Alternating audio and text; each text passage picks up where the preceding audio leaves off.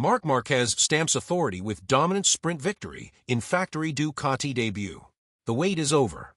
After months of anticipation following his high-profile move to the factory Ducati team, Marc Marquez has emphatically answered any lingering questions about his championship credentials by dominating the opening sprint race of the 2025 MotoGP season at Thailand's Buriram circuit. Under the scorching Thai sun, the six-time Premier Class champion converted his pole position into a masterclass of controlled aggression, taking the lead into the first corner and methodically stretching his advantage with each passing lap. By the halfway point of the 13-lap dash, Marquez had established a gap of over 1 second that proved unassailable for his pursuers.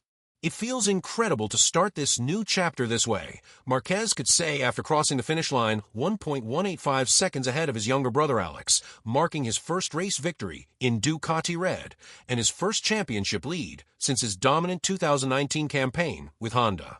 The family affair at the front continued as younger brother Alex Marquez delivered a composed performance aboard his satellite Gresini Racing Ducati, fending off factory rider Francesco Bagnaia to secure second place.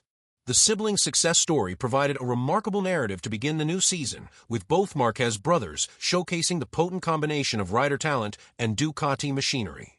For Bagnaia, the two-time defending world champion, third place represented a solid recovery after struggling in Friday practice. The Italian, who had to navigate through Q1 qualifying before securing a front-row start, never quite found the pace to challenge the Marquez brothers ahead of him.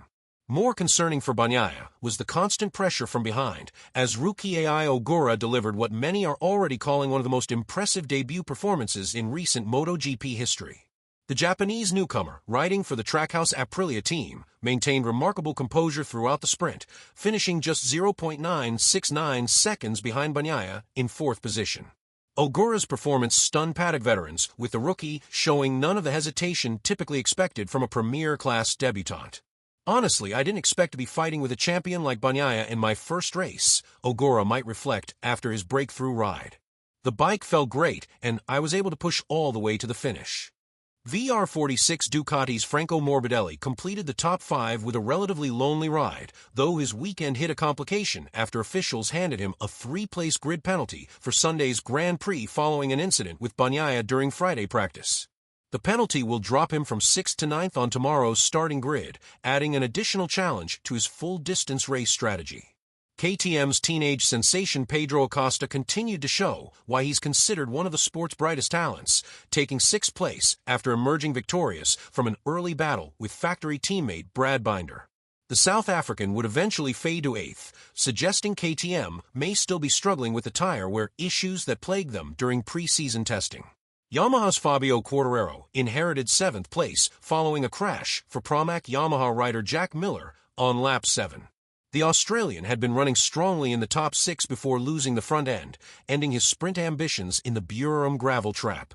For Quartararo, the points represented a solid start for Yamaha's revamped project, though the gap to the front remains significant. Perhaps the most encouraging storyline outside the battle for victory came from a Honda camp, where Joan Mir secured 9th place and the final championship point.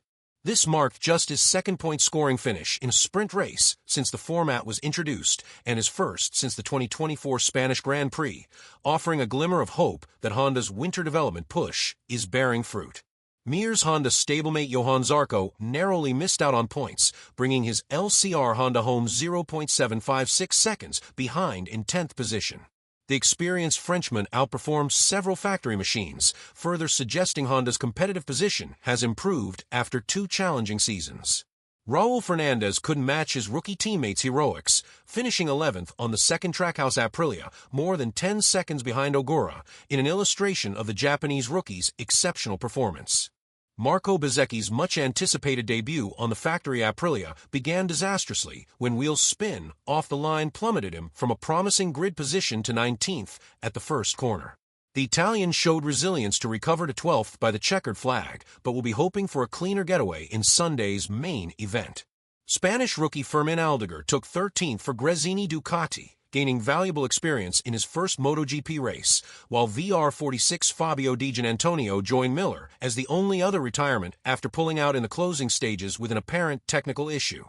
As the paddock turns its attention to Sunday's full-distance Grand Prix, All eyes will be on Marc Marquez to see if he can complete a perfect debut weekend with the factory Ducati team. After years of struggle aboard an uncompetitive Honda, the Spaniard's return to the front represents a fascinating new chapter in MotoGP's competitive landscape.